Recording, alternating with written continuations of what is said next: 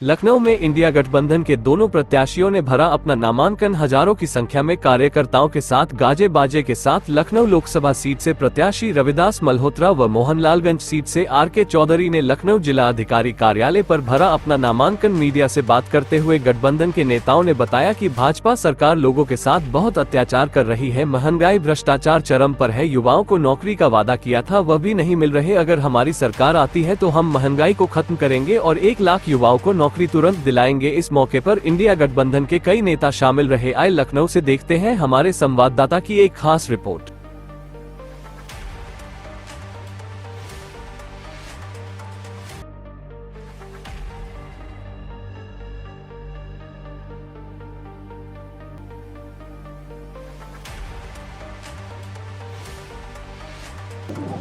देखिए, आपके सामने राष्ट्रीय अध्यक्ष जी ने पीडीए बनाया है, जिसका एकदम जीता जागता सबूत है। पीडीए।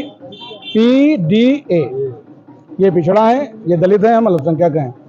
आज कार्यकर्ताओं में इतना बड़ा जोश था, किसी को बुलाने की जरूरत नहीं थी। सब अपने आप से आकर के आर.के. चौधरी जी के नामांकन में शामिल होकर के अपनी हाजिरी दर्ज करा करके वो चाहते थे कि हम पीडीए में हाजिरी दर्ज कराएं और जो हमारा भावी सांसद आर.के. चौधरी जी हैं उनकी जीत में अभी से शामिल हो जाएं। और जीत इंशाल्लाह पक्की है और पूरी जनता का जोश बता रहा है इस बार सत्ता का परिवर्तन होगा। मुद्दे क्या रहने वाले हैं? मुद्दे तो आज ही कल ही निकल आया कि कोरोना वैक्सीन में भी इन्होंने चंदा ले लिया, घोटाला कर दिया। लोग हार्ट अटैक से मरे जा रहे हैं। 30 की उम्र में, 35 की उम्र में जिन्होंने वैक्सीन लगाई वो मरे जा रहे हैं। एक घोटाला। अब जितने चंदे थे, जितने इलेक्ट्रॉन वोट थे, सब में चंदा लिया गया, कोई छूटा। यहाँ तक कि गाय के नाम पर भी तो चंदा ले लिया गया। 2,000-2,500 करोड़ रुपया उनसे ले लिया गया। अब बचा ही क्या? पूरा देश बर्बाद हो चुका है, जनता जान चुकी है और सत्ता परिवर्तन होने जा रहा है, जिसमें सभी लोग, हम लोग शामिल हो रहे हैं। बीजेपी कह रही 4 तो बार, वो उनका एक जुमला था। 15 लाख भी दे रहे थे, 10,000 9,000 नौकरी, 1,000 करोड़ नौकरी दे रहे थे, 1,000 नौकरी, 2 करोड़ नौकरी दे रहे थे। सब उनका जुमला रह जाएगा। इस बार 400 पार का भी इनका जुमला रह जाएगा। ये आरक्षण बचाने का चुनाव हो रहा है। ये पीडीए जो है, ये सरकार जो आरक्षण का उसका ये आप जन सैलाब देख रहे हैं। किसानों को जो दिक्कतें हो रही हैं, खाद 50 किलो कम हो गई है, 40 किलो की बोरी हो गई है और पैसा उतने है।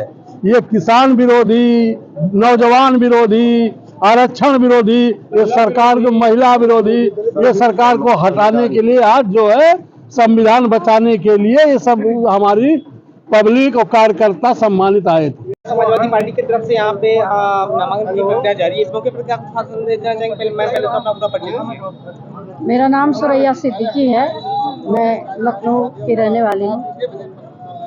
आज पीडीए के समर्थन में माननीय रविदास मल्होत्रा जी का और चौधरी जी का नामांकन है। हम यहाँ की आवाम से ये अपील करेंगे कि जिस तरह से बेरोजगारी और महंगाई और अन्याय की पराकाष्ठा को पार कर दिया है बीजेपी ने, उसको यहाँ आज इन दोनों प्रत्याशी को यहाँ की जनता जिता करके और मुंहतोड़ जवाब देने का काम करें। 10 साल से ठीक है, भारतीय जनता पार्टी ने नारा दिया अच्छे दिन को लेकर, तो किस विषय पे ये अच्छे दिन नहीं आया है? उनके अच्छे दिन है ना, वो अपने अच्छे दिन बनाने के लिए मतलब पूरे भारत का बुरा दिन कर दिया है।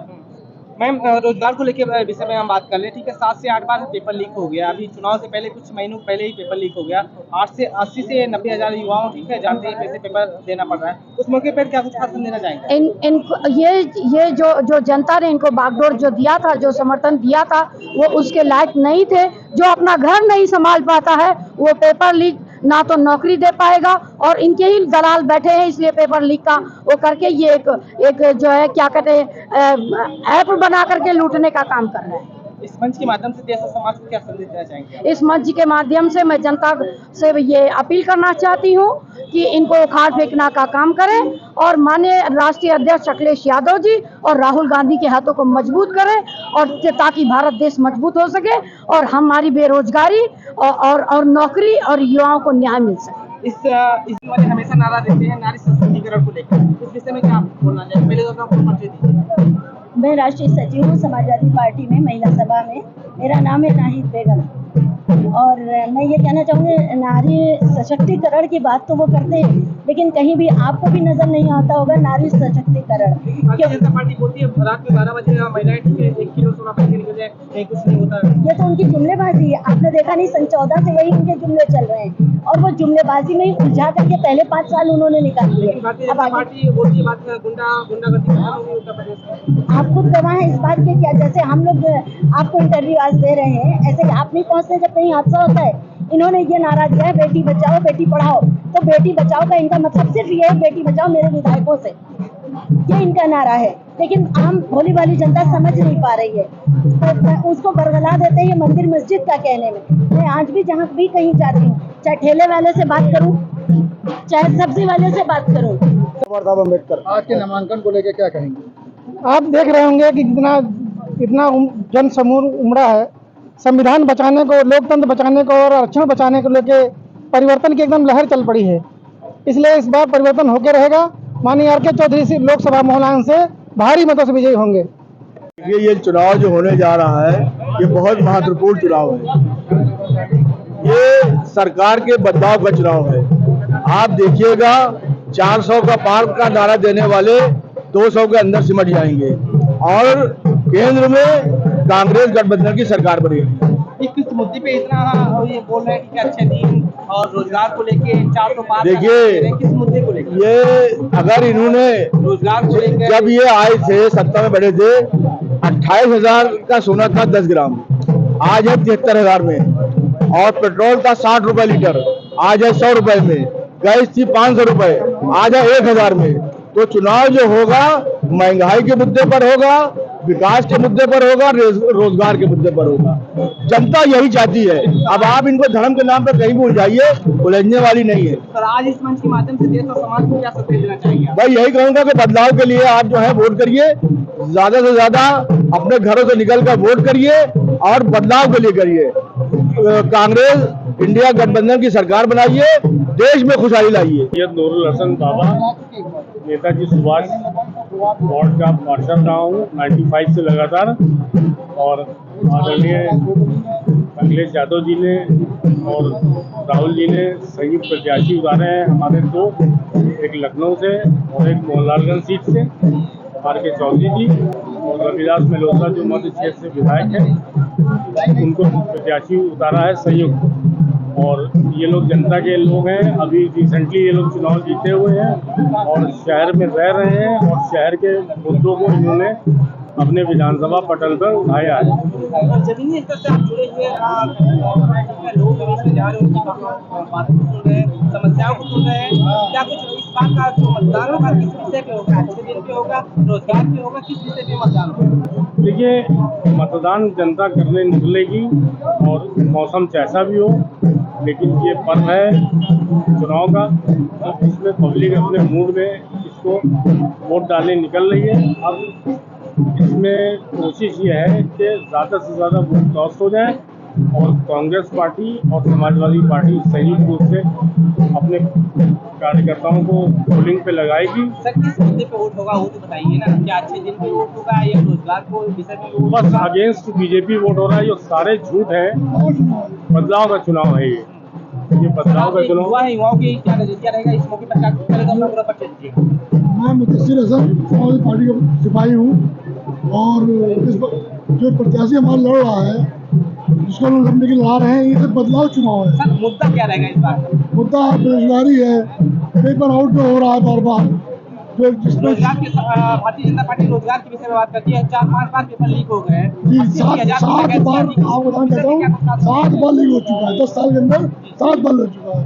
इन 7 बार में युवाओं में बहुत आक्रोश है इसको लेकर। सबसे ज्यादा यूथ वोट बैंक है, क्योंकि उम्रें निकली जा रही बेचारों की, जो उम्र मांगी जाती है पढ़ते पढ़ते उसका समय निकल जाता है, इसको लेकर बहुत आक्रोशित है वो। समाजवादी पार्टी, कांग्रेस पार्टी और इंडिया गठबंधन की ओर से हमने लखनऊ लोकसभा से नामांकन दाखिल किया है और आज पूरा लखनऊ का जन सैलाब सड़कों पर था।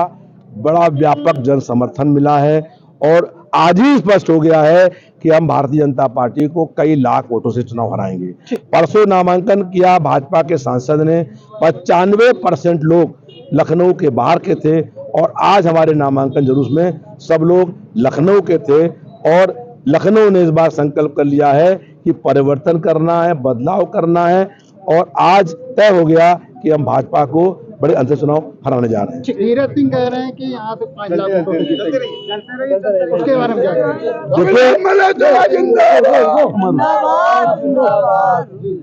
देखिए, भाजपा की कथनियों करनी में जमीन आसमान का अंतर है। कहती है हम परिवारवाद के खिलाफ हैं और राजनाथ सिंह यहाँ पर सांसद रक्षा मंत्री हैं, उनका बेटा विधायक है और वो बयानबाजी पूरा पार्टी वो चला रहा है। ये परिवारवाद नहीं है क्या? और जनता इस बार जो है भाजपा की जो लोग हैं उनका अहंकार और घमंड जो हो गया है वो दूर करने का काम करेगी। उन्हें मालूम होगा कि गिनती गिनना उन्हें जनता सिखा देगी कि कितने वोटों से वो हारने वाले हैं।